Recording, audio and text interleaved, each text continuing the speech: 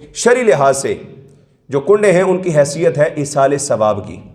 क्या हैसियत है जी? इसाले सवाब। इसाले सवाब जायज़ है ना? हम वालिदैन के लिए कुल शरीफ करते हैं, ख़त्म शरीफ पढ़ते हैं, कुरान मजीद पढ़ के उनके लिए दुआए मग़फ़रत करते हैं। मैंने एक मरतबा पूरा बयान इस मौजू पर किया था कि जो इसाले सवाब किया जाता है वो मुर्दों तक कैसे पहुँचता है और उसकी दलील कहाँ पर है।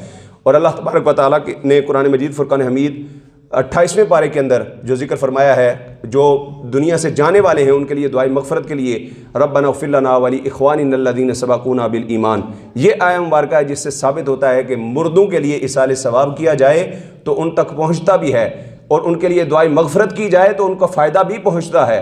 क्योंकि अगर फ़ायदा ना पहुँचता होता तो रब्बे कायनात इसका ज़िक्र कुरान में ना करता, ये दुआ क़यामत तक अल्लाह तबारक व तआला जारी व सारी ना फरमाता। तो पहली बात ये साबित हो गई कि इसाले सवाब करना जायज़ है, और फिर दूसरा ये है कि कुंडों की शरई हैसियत इसाले सवाब की है। लेकिन इसके अंदर बेशुमार किस्म की खराफात हैं।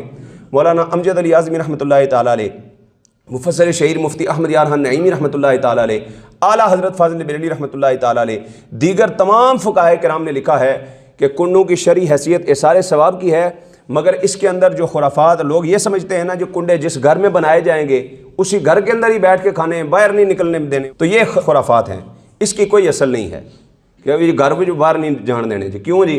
वो पड़ोसियों को आग ना पहुँच जावे गिरे, तो इसमें की कोई शरई हैसियत नहीं है। ठीक है, आप कुंडे बनाएं और बनाकर पड़ोसियों तक भी पहुँचाएँ, सबको आप घर से बाहर भी लेकर जा सकते हैं। फिर एक बात ये लोगों के अंदर मशहूर होती है कि कुंडों की नियाज जब दी जाए उसके अंदर जो है वो गोश्त नहीं पकाया जाएगा जी, कुछ और पकाया जाए, चने वगैरह पका लिए जाएँ, पूरियाँ पका ली जाएँ, तो इसकी भी कोई जो है वो शरई लिहाज से कोई दलील नहीं है। कुछ भी आप जो भी अच्छे अंदाज में आप इसाले सवाब के लिए इमाम जाफ़र सादिक के कर रहे हैं, तो आप जिस अंदाज में भी अच्छे अंदाज में आप करना चाहते हैं आप करें, जो भी आप घर में तैयार कर सकते हैं करें। फिर पुराने ज़माने के अंदर लोगों के घरों के अंदर बर्तन जो है वो कम होते थे, तो लोग वो छोटी छोटी जो कटोरियाँ होती थी ना, जिनके अंदर आजकल कुंडे तकसीम किए जाते हैं, वो छोटी छोटी मिट्टी की मिलती थी, तो उनके अंदर कुंडे डालकर वो लोगों में जो है वो तकसीम करते थे। तो लोग समझते हैं कि शायद कुंडे जो हैं वो मिट्टी के ही बर्तनों में तकसीम किए जा सकते हैं, जबकि इसकी भी कोई असल नहीं है।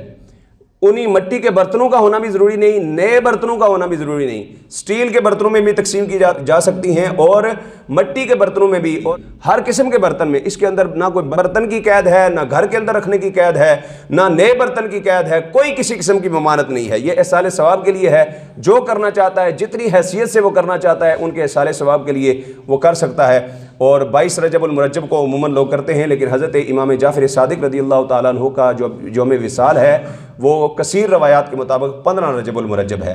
तो इसलिए कोशिश करें कि हज़रत इमाम जाफ़र सादिक रज़ियल्लाहु ताला अन्हु की हवाले से उनकी नियाज़, उनके इसाले सवाब के लिए अगर आप कुछ भी अहतमाम, जो भी अहतमाम कर सकते हों, उनके इसाले सवाब के लिए सदक़ात व खैरात कर सकते हों, वो भी करें। और अल्लाह तबारक व तआला की बारगाह में इल्तिजा करें कि अल्लाह तबारक व तआला उन्हीं की तरह हमें उनकी सीरत पर चलते हुए सिरात मुस्तकीम पर चलना नसीब फरमाए।